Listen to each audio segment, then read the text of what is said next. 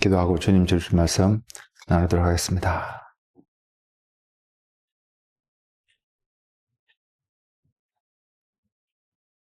주님, 오늘 또 우리가 주의 말씀 앞에 나왔습니다.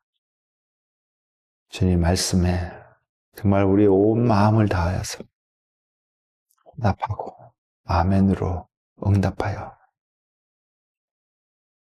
주님의 아름다우심이, 주님의 선하심이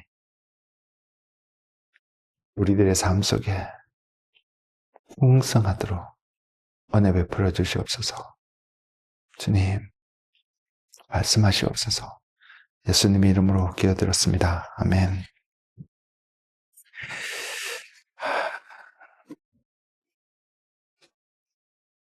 저는 오늘 지금 너무 두렵고 떨립니다.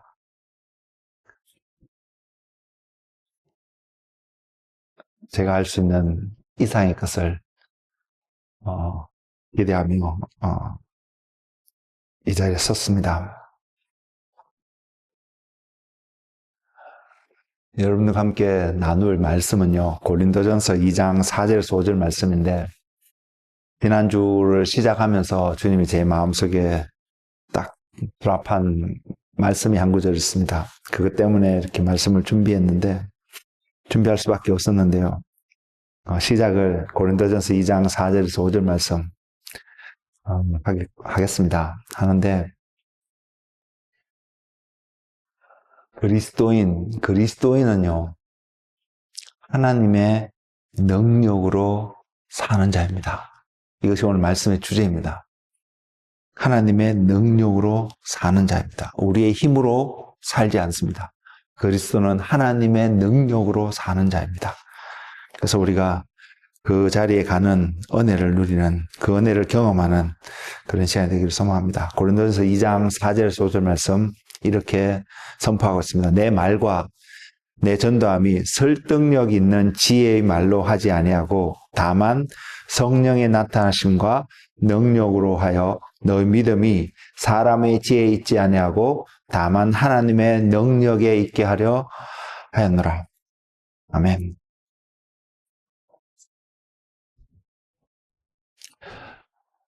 저는 오늘 말씀 준비하면서요, 진짜 많이 망설였습니다. 또 하나님께는 나름 어떻게 보면 불평하는 마음도 가지고 있었습니다.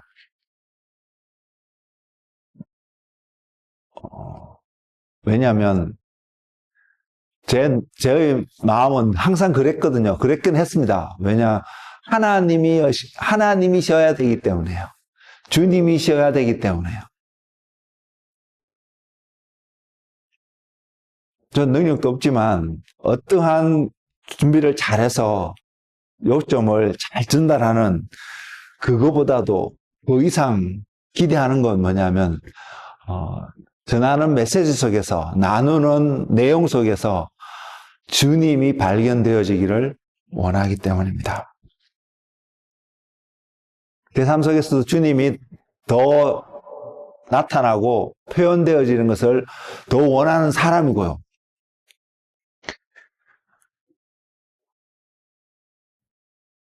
그럼에도 불구하고 늘 그 한 마음은 뭐냐면 늘 부족함을 느끼고 뭔가가 빠진 듯한 느낌을 지울 수 없는, 또는 이 삶으로 끝내기에는 너무나도 만족할 수 없는 그 느낌을 지울 수 없는 삶이 제 안에 있거든요. 전 여러분의 삶은 어떨지 모르겠습니다. 그리스도인으로 살아가고 싶은데, 주님의 제자로 정말로 살아가고 싶은데, 알게 모르게 제 안에 소극적이 되어지고 뭔가가 부족함을 느낄 수밖에 없는, 그렇다고 제가 영어로 표현하면 아웃퍼폼 할 수 있는 어떤 능력이 있는 사람도 아니고요. 그래서 뭔가를 표현하고 나타내기 위해서 누구보다도 절실히 필요한 건 하나님의 은혜고, 그분의 주권 아래 놓여 있기를 원하는 마음은 늘 가지고 있습니다. 그리고 또 바라보는 한 부분은 뭐냐면요, 하나님이 약속을 하셨고, 하나님 약속이 있거든요. 또, 하나님은, 저는 그만큼 안 됩니다. 안 되는데, 하나님은 너무나도 우리가 말로 표현할 수 없을 만큼의 신실하신 분이시기 때문에, 하나님 자신을 위해서 그 약속을 지켜가실 것을 부인할 수 없거든요. 안다고 표현하면 좀 건방지게 들릴 수 있는데 그 약속을 지켜가실 분인 것을 부인할 수가 없다는 말입니다. 성경을 통해서 확인되어지니까요. 아브라함에게 하나님이 찾아가셔서 약속을 하시잖아요. 이삭에게도 찾아가셔서 약속을 하시잖아요. 그 약속을 확정시키기 위해서, 컨펌하시기 위해서 이제는 야곱의 12아들들을 통해서, 이스라엘이라는 그 12지파들을 통해서 하나님이 모세라는 사람을 통해서 말씀으로 돌판에 새겨주잖아요. 변경할 수 없는 말씀으로 주셨다는 거죠. 그리고 우리가 역사적으로 확인하는 듯이 하나님께서 그 약속을 지켜가고 계심을 보게 되거든요. 그렇기 때문에 저 자신은 어쩌면 우리들은 그렇게 신실하지 못할 수 있음에도 불구하고 하나님은 하나님 자신 때문에 스스로 계시다는 그 하나님 자신 때문에 당신의 약속을 지켜가고 계시는 그 하나님을 말씀을 통해서요. 또 저 개인의 삶 속에서도 부인할 수 없음을 확인하거든요. 그럼에도 불구하고 너무나 조심스럽고 또 한편은 답답하고 어떻게 이것을 변화시킬 수 있을까 고민이 늘 제 안에 있는데 주님이 한 도전될 수 있는 어떤 것을 제 심령 가운데 떨어뜨려 주셨습니다. 제가 지금까지 여러분들과 함께 나누었던 이야기들을 표현한 그런데 말씀들을 요약을 하면 크게 두 가지로 이야기할 수 있습니다. 한 가지는 말씀을 가까이 해야 된다라는 말씀을 제가 지속적으로 드리고 있고요. 그리고 또 주님을 사랑하는 삶을 살아야 된다. 주님을 사랑하는 것이 그리스도인의 최고의 삶이다. 이 말씀을 계속해서 드리고 있습니다. 근데 제가 이 두 가지로 분리해서 표현을 하고 있지만 이 두 가지를 뗄래야 뗄 수도 없는 그러한 것입니다. 왜냐하면 여러분이 말씀을 가까이 하면 할수록 그 말씀을 알게 되면 알수록 말씀의 본질이신 본체이신 그 주님을 경험하고 알 수밖에 없고요. 그 주님을 알면 알수록 그분을 사랑하지 않고는 견딜 수 없는 것이 그리스도인의 삶, 신앙인의 삶이기 때문에요. 말씀을 보면 그것이 명확하게 보이기 때문에 저는 이것을 전할 수밖에 없습니다. 표현할 수밖에 없습니다. 이것이 바른 것을 알기 때문에. 제가 오늘 말씀을 예배를 드리기 전에 그 표현을 했습니다마는 주님은 생명이시잖아요. 그리고 주님은 빛이시잖아요. 그리고 주님은 의로운 분이시잖아요. 저와 여러분의 삶 속에 우리의 삶을 계획하고 우리의 삶을 이 땅에서 살아가는데 의롭지 않게 살고 죽음을 기다리고 죽음을 향해서 죽는 것을 소망하며 살고 어둠 가운데 살기를 원하는 사람은 결코 주님 앞에 나올 수도 없고 또 나와서도 안 됩니다. 왜냐하면 주님은 빛이시고요. 주님은 의로우신 분이시고 의로움의 본질이시고 주님은 생명의 본질이시기 때문에 내가 그 반대의 것들을 소망하고 살아가는 한 사람이라면 그 사람은 나오지도 않을 뿐더러 나오는 것 자체도 그 사람의 모순이거든요. 근데 세상에 있는 모든 인류는 주님 앞에 나가야 합니다. 내가 비록 지금 어느 순간 나는 죽기를 원해. 나는 내가 사는 어떤 삶의 모습이 빛 가운데 드러나서 밝혀지지 않기를 원해. 감추어졌으면 좋겠어. 꼭꼭 숨고 어두운 가운데 거늘기를 원하는 마음이 생긴다 할지라도요. 그런 모먼트가 우리의 삶 속에 있었다 할지라도요. 우리의 삶 속에 우리의 마음 깊숙한 곳에 있는 한 주제는 나는 살기를 원한다라는 부르짖음이거든요. 나는 의롭기를 원한다는 부르짖음이거든요. 나는 생명, 나는 빛을 원한다는 부르짖음이거든요. 그 부르짖음에 반응하는 우리는 결국은 주님 앞에 나갈 수밖에 없거든요.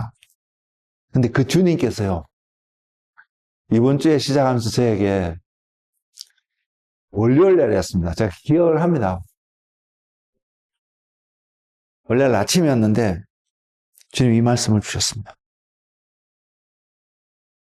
제 안에 그런 답답함이 하나님 어떻게 제가 이 땅에서 그리스도인으로 정말로 주님의 제자로 주님의 종으로 살아갈 수 있을까요? 답을 모르는 바가 아닌데 또한 모르는 바가 아니라고 표현하면서도 답을 모르고 있는 듯한 이 저에게 잔잔하게 들려왔던 음성이 있습니다. 그 음성이 뭐냐면요. 기도 외에는 이런 유가 나갈 수 없느니라. 이 음성이 제게 들렸거든요.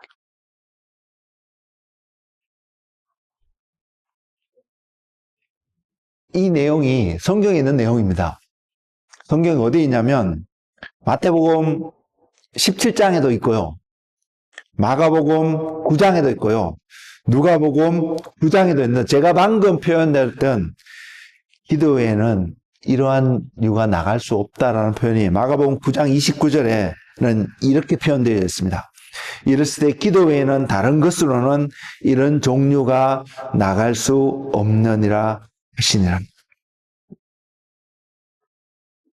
킹 제임스 버전, 뉴 킹 제임스 버전으로 제가 소개를 드리면 그게 좀 더 구체적으로 좀 표현하고 있는 부분이 있거든요. So he says to them, this kind can come out by nothing but prayer and fast. 우리말로 번역하면 이렇습니다. 이런 것은 기도와 금식 외에는 나타날 수 없다라고 표현하고 있는 말씀입니다. 그럼 이런 것들이 뭐냐는 거죠. 제가 말씀의 제목을 그리스도인은 하나님의 능력으로 사는 삶입니다라고 표현을 드렸는데, 그럼 이런 것들은 분명히 하나님의 능력과 관련된 어떤 것인데요. 그 하나님의 능력이라는 그 개념 속에, 그 내용 속에 우리가 봐야 될 것은 그분의 권세가, 권능이, 그분의 다스리심이 나타나고 있는 모습입니다. 저와 여러분의 삶 속에 그분의 다스리심이 표현되어지는 삶이 그리스도인의 삶이라는 것입니다. 이 말씀을 하고 계시는 그 배경은 이렇습니다. 그게 두 파트로 나누거든요. 그 장면, 마태복음 17장에도 그렇고요. 누가복음 9장에도, 마가복음 9장에도 내용을 보면 크게 두 파트로 나눕니다. 한 파트는요, 산 위에 서 있었던 사건입니다. 그리고 또 한 파트는 산 아래에 있는 내용입니다. 그 산 위에서 어떤 일이 있으냐면 주님이 베드로와 요한과 야고보를 데리고 산 위로 올라가시거든요. 그 올라가셔서 주님이 변하세요. 그 변형된 모습을 성경에 기록하기를 누가 옷을 빨더라도 이렇게 희게 빨 수 없을 만큼 희고 빛나게 변하셨습니다. 주님이. 그리고 주님이 공중에서 있었는지 땅에서 있었는지 잘 모르겠습니다. 정확하게 표현하고 있는데 거기서 어떤 일이 있었냐면 엘리야와 모세가 나타나서 주님과 대화하고 있는 그 장면을 베드로와 야고보와 요한이 바라보게 되었습니다. 보게 되었습니다. 분명히 그 장면은 그들이 육신의 눈을 뜨고 보고 있는 장면이었을 것입니다. 그 장면이 너무 황홀하고요. 그 장면이 너무 놀라워서 베드로가 성경도 그렇게 표현하고 있거든요. 그런 뉘앙스로 표현하고 있거든요. 횡설수설하고 있는 베드로를 표현하고 있거든요. 그가 무슨 말을 하는지 알지 못하더라 라고 표현하면서 했던 표현이 뭐냐면 이렇게 표현해요. 주님, 여기 있는 것이 저 싸우니까 우리가 초막 셋을 짓 때 하나는 주를 위하여, 하나는 모세를 위하여, 하나는 엘리야를 위하여 이곳에 있겠습니다. 그래서 그곳을 지키며 그렇게 살겠습니다. 여러분, 이걸 다른 말로 표현하면요. 베드로는 이것이 어떤 의미인지 모르고 표현했지만, 그런데 제가 이것을 표현하면서, 느끼면서, 한편으로 어떤 마음이 드냐면, 다윗이 내가 여호와의 성전에 살면서 평생에 주님의 아름다움을 묵상하며 주님을 바라보며 살겠습니다라는 표현들과 다를 바 없는 표현이라고 생각이 들거든요. 우리 모두는 너무나도 기대하고 너무나 바랄 수 있는 한 표현이란 말입니다. 근데 성경은 베드로의 그 표현이 횡설수설하고 있는 표현처럼 이 표현을 하면서 하늘에서 소리가 들려요. 하늘에서 소리가 들려요. 어떤 소리냐면 이는 내 사랑하는 아들이 너희는 그의 말을 들을지니라. 이는 내 사랑하는 아들이니 너희는 그의 말을 들을지니라. 그러고 나서 보니까 모세도 안 보이고요. 엘리야도 안 보이고 오직 예수 그리스도만 보여지더라고 하는 내용이 기록되어 있는 것이 산 위에서 있었던 사건입니다. 우리는 그것을 변화산상에서의 어떤 일들이라고 표현을 합니다. 산 위에서 이런 일이 벌어지고 있는데 바로 같은 산 아래에서는요. 남겨진 제자들이 있을 거 아니에요. 제자들이 그곳에서 주님과 베드로와 야고보, 요한이 내려오기를 기다리고 있는 그때에 무리들이 한 아이를 데리고 찾아옵니다.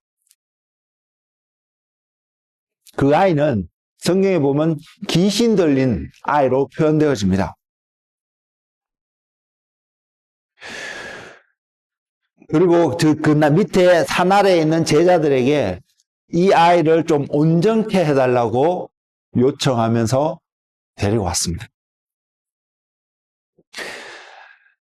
이 제자들 말입니다. 물론 베드로와 야고보, 요한이 하늘에서, 산 위에서 이것을 경험하고 있으니까 그들에게는 또 그들이 있었다면 이들이 더 잘할 수 있지 않았을까 이런 생각도 우리는 할 수가 있는데요. 베드로와 야고보, 요한뿐만 아니라 산 아래에 있던 제자들도 동일하게 그 하나님의 권능을, 하나님의 주님의 기적의 역사들을 바라보고요. 또 개별적으로 그런 체험들이 있는 사람들입니다. 성경이 시간 순서대로 이렇게 기록되어 있지는 않습니다. 그럼에도 우리가 말씀을 보다 보면 특히 이 제자들이 말씀을 듣고 말씀을 가지고 주님으로부터 파송받고 나가서 전도하는 장면들을 성경에 기록하고 있는데 주님이 이 땅에 계실 때에 그 기록이 마태복음 10장에 있고요. 누가복음 2장에 기록되어 있습니다. 또 마가복음에는 6장에 기록되어 있습니다. 특히 마가복음 6장 12절에서 13절 말씀을 보면 주님이 제자들을 보내거든요. 주님이 제자들 보내는 그 그룹이 12명을 보낸 경우도 있고 70명을 보내는 경우도 있습니다. 근데 주님이 제자들을 보내는데 제자들이 나가서 무엇을 했냐면 그것을 기록하고 있는 것이 마태복음 6장 12절에서 13절입니다. 제자들이 나가서 회개하라 전파하고 많은 귀신을 쫓아내며 많은 병자에게 기름을 발라 고치더라. 경험했다는 것입니다. 주님의 이름으로 귀신을 쫓아내고 주님의 이름으로 병자를 고치는 일들을 경험을 했다는 것입니다. 누가복음 9장 1절에서 6절 말씀에도 그런 내용들이 있습니다. 근데 지금 변화산이라는 그 장소 아래에서 그 제자들에게 사람들이 한 아이를 데리고 와서 이 아이를 좀 온전케 해 주십시오. 만일 어떤 사람들이 지금 여러분 주위에 있는 사람들이 여러분에게 그리스도인인 것을 알고 예수 믿는 사람인 줄 알고 와서 이러한 사람들을 데리고 온다면 여러분 어떻게 반응하실래요?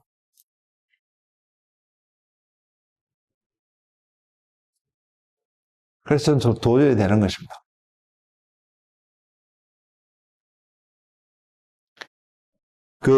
그래서 이제 그런 상황 속에서 왔는데 그 산 아래에 있는 제자들이 이 아이를 온전히 하지 못하는 거예요. 나름의 어떤 방법들을 했겠죠. 했는데 아무런 결과가 나타나지 않는다는 것입니다. 나타나지 않았다는 것입니다. 그때에 주님이 베드로와 야고보와 요한과 함께 산 위에서 내려왔습니다. 그리고 주님이 묻습니다, 그들에게. 그리고 그 내용을 기록한 부분 중에 한 두 구절을 제가 여러분께 읽어 드릴 텐데, 그 두 구절이 마가복음 9장 18절과 19절인데, 사람들이 또 그 아이의 아버지가 주님 앞에 설명하기를, 이 아이의 상태에 대해서 설명하기를, 귀신이 어디서든지 그를 잡으면 거꾸러져 거품을 흘리며 이를 갈며 그리고 파리해지는지라. 내가 선생님의 제자들에게 내쫓아 달라 하였으나 그들이 능히 하지 못하더이다. 주님이 그 이야기 듣고 이 표현을 합니다. 이 표현이 꼭 그 무리들뿐만 아니라 제자들에게도 하시는 주님의 표현이 아닐까 저는 이 느낌이 드는데요. 그 표현을 했습니다. 대답하여 이르시되 믿음이 없는 세대여, 내가 얼마나 너희와 함께 있으며 얼마나 너희에게 참으리요, 그를 내게 데려오라 하시매. 이 내용을 보면 분명히 주님이 적어도 그 아이를 온전케 하지 못하는, 귀신을 내쫓지 못한 제자들을 책망하고 계시는 주님의 모습을 우리는 분명히 생각할 수 있습니다.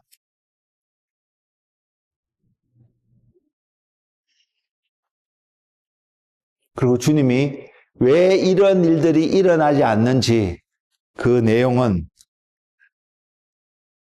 믿음이 없기 때문에, 또는 믿음이 적기 때문에 이런 일이 일어나지 않는다라고 표현하고 계십니다. 그래서 주님이 그 아이를 고쳐주십니다. 그러고 나서 제자들이 주님 앞에 나와서 질문합니다. 왜 우리들은 하지 못하였나요? 처음부터 자신들이 이것을 경험해보지도 않고 직접 해본 적도 없다라면 이 질문을 안 했을 것입니다. 그 말은 이런 경험이 있었다는 것입니다. 근데 왜 우리들은 하지 못하였을까요? 그때 주님이 하시는 말씀이, 기도 외에는, 옛날 성경의 버전은 기도와 금식 외에는 이런 표현이 들어있는데, 아까 제가 뉴 킹 제임스 버전으로 읽어드렸던 그 말씀, 그렇게 표현되어 있는데, 요즘 새롭게 번역해서 나오는 리바이즈에서 나오는 성경 속에는 금식이라는 단어가 빠져 있습니다. 그리고 기도 외에는 이런 종류가 나갈 수 없다라고 말하고 있습니다. 기도가 무엇일까요? 기도가 무엇이기에 주님께서 이런 표현을 하셨을까요? 금식이 무엇이기에 주님께서 이런 표현을 하셨을까요? 말씀을 준비하면서 성령님께서 제게 이런 마음을 주셨습니다. 금식을 한다는 것. 제가 이 표현을 하면서도 제 자신도 요즘 금식을 잘 하지 않는데, 금식을 한다는 것, 금식이라는 자체는 육신을 제어하는 하나의 좋은 수단입니다. 방법입니다. 우리는 영적인 삶을 사는 자들이거든요. 영의 생명을 가지고 하늘의 것을 바라보면서 영의 것을 가지고 이 땅에서 육신 가운데 그것이 이루어지며 나타나면서 사는 것이거든요. 주님이 제자들에게 가르쳐 준 기도도 뭐냐면, 하나님의 뜻이 하늘에서 이루어진 것 같이 땅에서도 이루어지게 해달라고 기도하라고 하셨거든요. 그 말은 영의 세계에 있는 어떤 일들이, 영적인 어떤 것들이 이 땅 가운데 저와 여러분의 육신의 삶 속에서 나타나도록, 표현되어지도록 기도하라는 또 다른 표현이거든요. 주님 분명히 우리에게 이렇게 말씀하셨습니다. 그리고 이런 육신적인 것을, 영의 것이 육신 가운데 나타나는 것을, 육신 뜻을 제거하는데 가장 탁월한 방법 중에 하나가 금식인 것을 저도 부인하지 않거든요. 여러분도 분명히 동의할 거라고 생각합니다. 그리고 또 하나는 기도입니다. 기도는요, 어떤 것보다도 이 기도라는 것을 통해서 저와 여러분에게 던져주고 있고 세워가기를 원하는 모습은 뭐냐면, 하나님을 의지하는 태도입니다. 하나님을 기다리는 삶입니다. 우리는 오늘날, 저도 그 표현을 하고요, 여러분한테도 그런 마음이 있을 수 있다고 생각하는데, 오늘날 많은 교회들이 갈급하고 갈망하고 표현하는 한 표현이 무엇이냐면요, 우리가 어떻게 사도행전에 나타났던 초대교인들의 삶처럼 살 수 있을까? 그들의 삶의 한 특징을 보면 제자들이잖아요. 주님을 믿는 제자들요. 하나님 앞에 자신의 재산을 팔아서 일부만을 바쳤다가 그 자리에서 죽어나간 부부도 있습니다. 이런 이야기를 듣고요. 많은 사람들이 두렵고 놀라고 이렇게 했던 기록을 성경은 하고 있는데 그럼에도 불구하고요.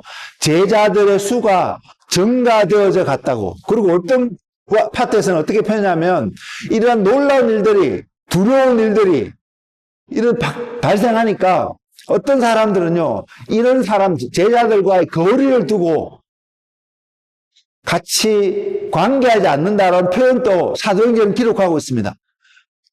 이런 모든 환경 속에서도 종합적으로 기록하고 있는 사도행전의 한 말씀은 날마다 제자의 수가 증가되어져 갔다는 것을 분명히 증가하고 있습니다. 그러한 삶들을, 그런 사도행전에 나타난 제자들의 삶들을 표현하면 그 표현을 마가복음 16장 20절에서 표현하고 있거든요. 이것은 마가복음 가장 마지막에 있는 구절입니다. 뭐라고 표현하면 제자들이 나가 두루 전파할 때 그들이 나가서요. 말씀을 선포하고 말씀을 전파할 때 주께서 함께 역사하사 그 따르는 표적으로 말씀을 확실히 증언하시리라.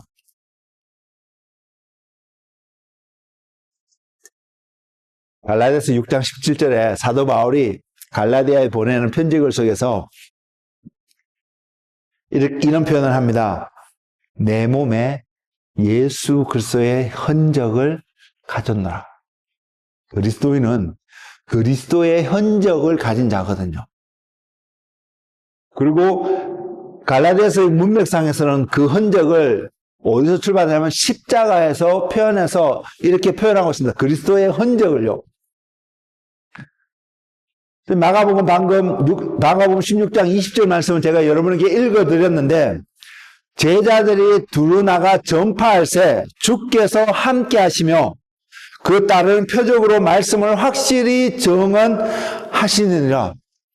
저와 여러분이 이 말씀이 오늘 우리에게 이루어져서 갈라디아서 6장 17절에 있는 말씀처럼 우리의 삶 속에 예수 그리스도의 흔적을 가졌다라고 고백하는 한 사람이라면 무엇이 나타날까요? 주님의 모습이 나타나는 거잖아요. 주님의 다스림의 모습이 나타나야 되는 것이잖아요. 회복하시고 치유하시고 고쳐가신 주님의 모습이 저와 여러분 삶 속에 나타나야 되는 거잖아요. 이것이 믿는 자들의 삶이잖아요. 이렇게 표현한 제가 자격 있나? 아니죠. 우리 정직하게 우리를 보면 이런 모습들이 주님이 함께 역사하사 따르는 표적으로 말씀을 확실히 증거하고 있다고 우리가 자신 있게 고백할 수 있을까요? 그 반대가 우리의 모습이 아닐까 생각합니다. 이러한 생각 때문에요. 말씀을 준비하기가 너무 두렵더라고요. 못하겠더라고요. 불평도 막 생기고. 왜 이것을 기도하지 않은 것이 아니고요. 이것을 바라고 소망하지 않는 것이 아닌데 왜 주님 해야 되죠? 부끄러울 수 있잖아요. 왜 안 나타나는 것 같이 느껴지니까. 그래서 저와 여러분이 제가 지금 이렇게 말씀을 전하고 있는데도 여러분이 속으로 또는 어떤 사람이 저한테 비난해도 할 말이 없는 사람이거든요. 이게 접니다. 할 말이 없는 사람인데 그럼에도 불구하고 제가 해야 될 것은 이거더라고요. 주님이 이 마음을 주셨기 때문에 제가 이렇게 전하는 것입니다. 왜? 저는 주님의 종으로 서야 되니까요. 종은 주인이 명령하는 것을 전하고 행해야 되는 존재이거든. 그리스도인도 마찬가지입니다. 우리에게 능력이 있는 것이 아니라는 것이죠. 우리에게 능력이 있으면 우리가 원할 때 나타나고 표현할 수 있겠지만 그 능력은 우리의 것이 아니라는 것입니다. 그러나 우리는 약속을 가진 자입니다. 그리스도께서 함께 하시겠다는, 내가 세상 끝날까지 너희와 항상 함께 하실 거라는 그 약속을 가진 자라는 거죠. 그게 그리스도인이라는 거죠. 약속을 가졌기 때문에 그 약속을 신뢰하고요, 그 약속대로 나가서 우리의 이름으로 선포하는 것이 아니라 우리가 아는 지식을 이야기하는 것이 아니라 사도 바울이 고린도 보내는 편지글서에서 표현하고 있는 것처럼 내 말과 전함이 설득력 있고 지혜로운 것을 표현하는 것이 아니라 하나님의 말씀을, 내게 주신 하나님의 말씀을 예수 그리스도의 이름으로 선포하는 것이거든요. 예수 그리스도의 이름으로. 종인 그리스도인 저와 여러분은 우리의 일상의 삶 속에서 무엇을 하면 예수 그리스도의 이름으로 선포하고 예수 그리스도의 이름으로 행하는 자들이라는 것입니다. 초대교회 성도들은 이렇게 살았습니다. 예수 그리스도의 이름으로 행했습니다. 성전 미문에 나면서부터 걷지 못한 그 사람을 봤을 때 베드로가 했던 것은 내게 있는 것 예수 그리스도의 이름으로, 내게 있는 것, 여러분 안에 있는 것이 무엇입니까? 우리 안에는 그리스도가 계시합니다. 그리고 우리 안에 있는 예수 그리스도로 말미암아 선포하며 사는 것이 우리의 삶입니다. 초대교인들이 그렇게 살았다면 이제 오늘을 사는 우리들에게 우리가 또한 그렇게 살아야 되지 않을까요? 그때에 제가 주님께 그렇게 고백을 했습니다. 주님의 말씀대로 그렇게 살기를 원합니다. 그래서 고백할 때에 제일 먼저 들어오는 것이 이것이었습니다. 주님의 것을 듣는 태도부터 키워야 되는구나. 들어야 되는구나. 그게 출발점입니다.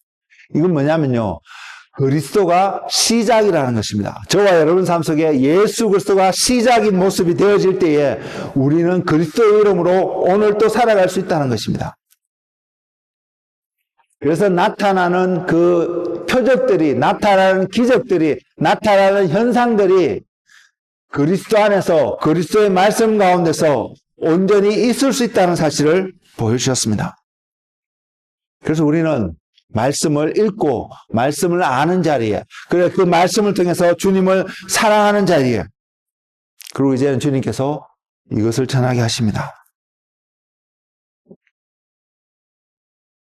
기도 외에는 이러한 유가 나갈 수 없다고 말씀하시기 때문에 우리는 이제 그 자리에 갈 것입니다.